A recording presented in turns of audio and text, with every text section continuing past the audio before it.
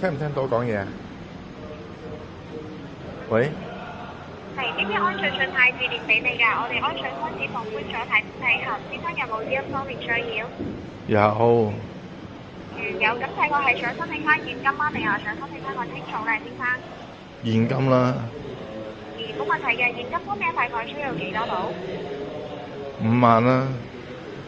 ？OK，冇成5萬蚊，有冇諗住想分翻幾多期去供款啊？哦，分翻12期咯。OK，咁先生而家嚟講啦，喺香港係從事緊咩行業？從事緊物業管理啦。物業管理嚟緊翻嘅，咁啊跟間公司做大概有做咗幾長時間啊10年啦。 10年明白。而家嚟講人工收入有幾錢一個月？ 2萬啦。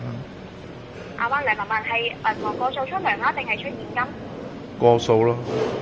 過數出糧嘅，咁啊強積金都有正常供翻係咪啊？講咩？聽你講咩啊？強積金都有正常供翻係咪 ？MF 都有正常供翻嘅。有。OK，咁啊梁生可唔可以提供到最近3個月糧單？有。都有，需唔需要交稅啊？唔需要。OK，有免稅額嘅。咁先生今年年齡係幾多歲？哎呀，你問到幾時先問得完咁樣？